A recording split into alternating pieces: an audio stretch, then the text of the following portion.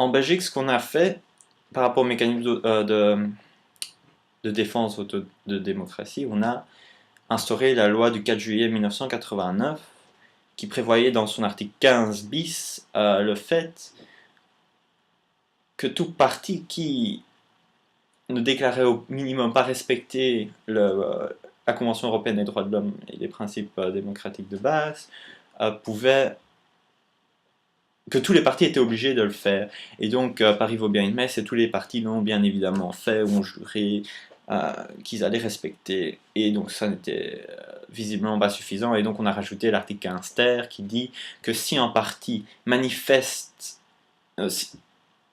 montre de manière manifeste son hostilité par plusieurs indices concordants à au principe, à la CEDH et au principe qu'elle défend, que ce parti peut voir sa dotation réduite, sa dotation publique réduite ou supprimée. On a fait ça, mais pendant tout un temps, il y a eu une carence législative par rapport à l'exécution et qu'on n'a jamais fait. Et donc, pour être honnête, il y a là une lâcheté politique, surtout du côté flamand, par rapport à ces mécanismes. Un autre truc qu'on a fait, c'est en 1999, on a modifié l'article 150 de la Constitution, c'est-à-dire qu'on a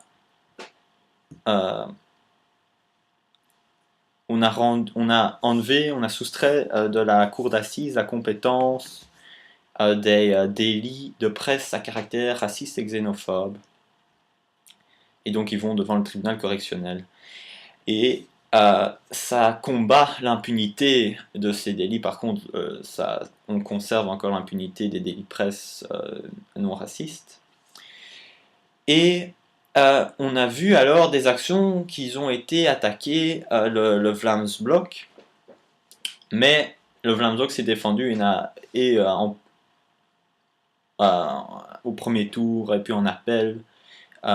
Ils n'ont pas été condamnés parce qu'on a considéré que ils ont défendu que c'était des délits politiques et pas de presse et que donc c'était bien la cour d'assises qui était compétente et donc il y a une exception d'incompétence qui a été soulevée. Et effectivement, pourquoi est-ce qu'on disait ça? Bah oui, on disait bah oui parce qu'il y a une intention de porter atteinte à l'ordre politique ainsi que les ASBL qu'on attaquait, puisqu'on ne peut pas attaquer automatiquement, mais il faut aussi mentionner qu'on avait donné le truc, on avait rendu possible des poursuites pénales contre les personnes morales, et que les ASBL étaient nécessaires financièrement au parti, et que de ce fait c'était en délit politique. Alors c'est contraire à la jurisprudence de la Cour de cassation, elle a effectivement cassé en disant, puisqu'on a fait un pourvoi, elle a dit non, elle a rappelé sa jurisprudence, il y a deux critères pour qu'un délit soit considéré comme politique. Il faut de un, qu'effectivement il y ait une intention de porter atteinte à l'ordre politique, ce qui était le cas, mais il faut aussi que ça se passe dans de telles circonstances que le délit soit de nature à obtenir les faits recherchés. Et donc elle a considéré que ça n'était pas le cas, et qu'elle a donc cassé, elle a renvoyé, et là effectivement ils ont été à Gand, si je ne me trompe pas, ils ont été condamnés. Alors après ça, il y a avec les tribunes électorales, oui, avec les tribunes électorales, donc il y a deux arrêts, il y a l'arrêt Bastien et l'arrêt Robert. Et donc, l'arrêt Bastien, c'est 1999 et ça se passe devant le Conseil d'État, c'est par rapport à la RTBF, les tribunaux électoraux de la RTBF, où le Conseil d'État admet effectivement le refus de la RTBF de diffuser, de permettre en temps à l'antenne de ces... Ah oui, il faut encore ajouter que le délit, c'était basé sur la loi Moureau, le délit du Vlaams-Blok à l'époque plutôt, sur la loi Moureau, c'est-à-dire la loi du 30 juillet 1981 qui réprime les actes racistes et xénophobes. Et donc, on a le Conseil d'État qui dit, dans l'arrêt Bastien,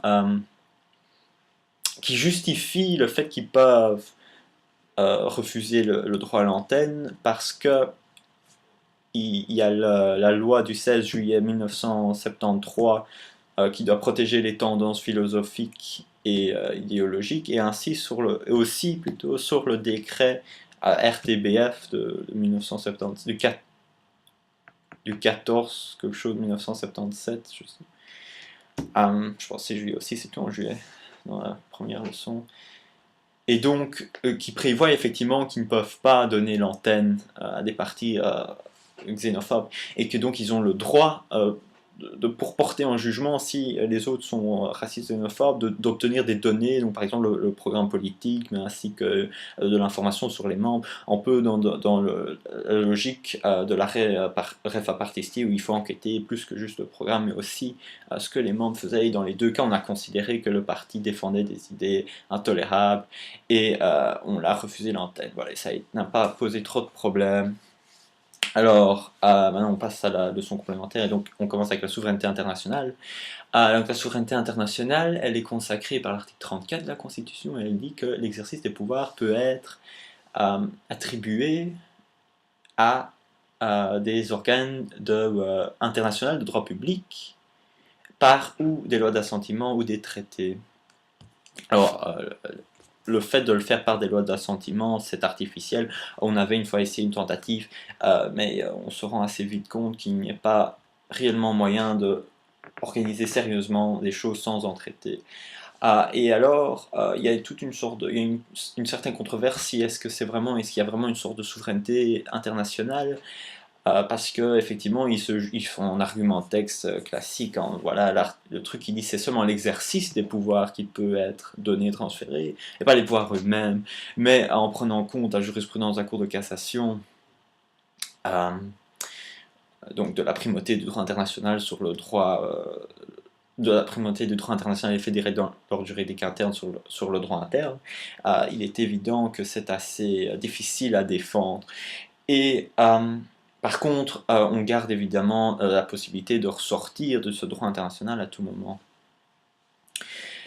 Après ça, on a donc la loi sur le financement, donc la loi du 4 juillet 1980, qui organise aussi donc les trucs de dotation. On considère que et donc on a créé les dotations publiques pour tous les partis, et on a créé une commission de contrôle des dépenses électorales qui vérifie si effectivement ou pas on peut supprimer, si l'utilisation faite des dépenses est convenable, et si on peut éventuellement porter atteinte à leur refuser des dotations. Et donc le comité, il a 15 membres, il est présidé par le président du Sénat et de la Chambre, est composé de trucs. Pour qu'il y ait une demande, il faut 5 membres soient d'accord. Et alors, on s'est posé devant qui aller juger, mais comme ça s'apprécie moins que ça se constate, cette hostilité majeure, donc c'est par rapport au jugement du Conseil d'État qui dit qu'effectivement il faut une hostilité manifeste au travers de plusieurs indices concordants, et ça s'apprécie puisque ça se constate, et donc il fallait une juridiction qui juge du fait qu'il puisse décider si oui ou non on doit supprimer ou retirer ou suspendre une dotation. Et on a donné ce pouvoir au Conseil d'État qui exerce une compétence globale, ce faisant. Et alors, on s'est posé plusieurs questions. Et donc, on sait de 3 libertés fondamentales que le Conseil d'État peut que juger des événements dans les 6 derniers mois, et que c'est ce qui avait empêché le Vlaams-Blok ou Vlaams-Belang déjà à ce moment-là, je pense, de voir sa dotation se faire réduire, parce qu'effectivement on a considéré que ce qui était dans les 6 derniers mois était extrêmement choquant, mais pas suffisant, mais pas contraire aux principes démocratiques fondamentaux. Et puis on passe à... Donc sur cette loi du 4 juillet 1989, évidemment, le Vlaams-Blok Vlaams-Blok et Vlaams-Belang par après ont été introduire des recours en annulation devant la Cour constitutionnelle, et elle a dit que ça n'était pas contraire à la liberté d'expression, à la liberté d'association, de réunion, la liberté d'expression principalement. Parce que il faut interpréter, dans son premier arrêt, il faut interpréter de manière restrictive, et c'est seulement s'il y a une incitation à violer des règles existantes. Donc cette hostilité, ça doit être une incitation à violer des règles existantes. C'est la première réserve qu'elle met, mais elle rajoute aussi encore 2 réserves. Elle dit, et puis, ça ne passe pas au travers de l'immunité parlementaire. Donc il y a en effet diffus de l'immunité parlementaire garantie par l'article 58, donc l'immunité absolue parlementaire, 58 de la Constitution, qui protège les tiers aussi de leurs actes. Les tiers ne peuvent pas être rendus responsables des actes protégés par la protection absolue. Et puis il rajoute encore une 3e réserve, et ça c'est le droit de désolidarisation. En partie, il lui suffit de dénoncer l'acte, mais il n'est pas précisé comment ça se passe, et donc un simple communiqué de presse, sans même avoir besoin de virer le membre par exemple, suffit. Et puis encore plus tard, en 2007, il y a encore eu un autre cours, elle a encore précisé que l'hostilité majeure, et donc majeure et manifeste, et donc l'incitation à violer le bazar. Donc si on veut, c'est reprendre aussi l'enseignement de Réfa Partisti, avec que non seulement les changements qu'on propose doivent être démocratiques, mais les moyens. Donc c'est ça ici, en fait, on est plus restrictif que dans Réfa Partisti, parce qu'on dit vraiment, c'est ces moyens, il faut vraiment inciter à la violence et le fait qu'on propose des changements antidémocratiques en soi-même, ça ne suffit pas. Il faut vraiment qu'on incite à la violence et la haine. Et ça doit être par rapport, et seulement par rapport aux principes démocratiques fondamentaux. Mais on ne viole pas la liberté d'expression parce que, en fait, on ne porte pas atteinte à la possibilité aux gens de se porter candidats et tout ça. Et ni au groupe, aux partis politiques, parce qu'il y a moyen d'obtenir des subsides autrement, donc par des donations de personnes physiques, même si tout est plafonné, et enfin on verra ça après, que tout est plafonné, mais qu'il y a encore moyen, et que donc le parti n'est pas supprimé, et donc que ça ne viole pas la liberté d'expression. Et donc, c'est pour ça qu'elle refuse, parce qu'on lui avait posé, en 2016, on lui avait posé une question préjudicielle, c'est que Belang essayait de retarder le système. Mais, et puis il y a encore une dernière mesure en Belgique pour sanctionner, pour se protéger la démocratie, c'est donc les groupes politiques. Dans toutes les assemblées, il y a des groupes politiques. Et dans une grande majorité de ces assemblées en Belgique, on empêche les partis politiques de constituer des groupes politiques, ce qui leur donne des moyens importants, on redéveloppera ça plus tard, qui ont